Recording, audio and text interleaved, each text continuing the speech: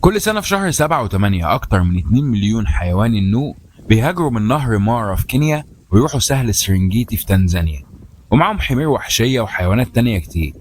ودي تعتبر أكبر هجرة لحيوانات برية على الأرض. الغريب إنهم بيهاجروا رايحين ناحية واحد من أخطر البراكين النشطة على الأرض. طيب بيعملوا كده ليه؟ تعالوا نشوف. دي واحدة من أكبر تحركات الحيوانات على الأرض. بيهاجروا كلهم عشان كل الإناث تولد في نفس الوقت وفي نفس المكان، اللي هو سرنجيتي في تنزانيا. طب اشمعنى المكان ده وايه المميز فيه؟ المكان ده عنده عشب مش موجود في اي مكان تاني. لما بيجي موسم المطر بيطلع في سرنجيتي اكتر عشب مغذي على الارض. في كالسيوم اكتر 4 مرات من العشب العادي، وفوسفور اكتر 10 مرات. والمواد دي مهمة عشان الصغار اللي هيتولدوا. يعني العشب المغذي ده بيساعد ملايين من اناث حيوانات النوء انها ترضع المواليد بشكل كويس. وعشان كده النوع ده دايما اعداده في زيادة وبينمو اسرع. طب العناصر دي جت للأعشاب منين؟ إيه؟ السبب موجود قريب من سرنجيتي، أعلى منها ب 3000 متر.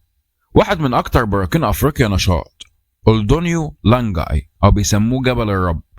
سنة 2007 صار لمدة 12 شهر تقريبا، وطلع منه عمود من البخار والرماد حوالي 5 كيلو متر لفوق، ودمر كل محاصيل المنطقة وأجبر آلاف الناس إنها تسيب بيوتها وتمشي. بس الرماد اللي بيطلع منه مش زي أي رماد على الكوكب. تركيبة الرماد الكيميائية غنية جدا بالمعادن، وهو اللي خلى العشب اللي حوالين البركان غني كمان بالمعادن. البركان ده والرماد اللي طالع من قلبه هو اللي بيخلي حيوان النوء يهاجر بالأعداد المهولة دي ويتكاثر بأعداد كبيرة. ولو مفيش أولدونيو لانجاي المشهد ده ما كانش هيبقى موجود.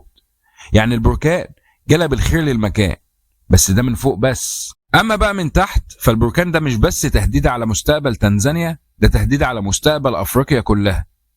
اللي بيحصل تحت أولدونيو لانجاي ومخليه نشط وبيسوق هو اللي بيقطع شرق أفريقيا ومسبب الصدع الأفريقي العظيم، وبيقطع أفريقيا حتتين، وهيتسبب إن لأول مرة من نص مليار سنة أفريقيا تتقطع. ولو طلعت بمعلومة واحدة جديدة أنا هكون مبسوط، وما تنساش دول.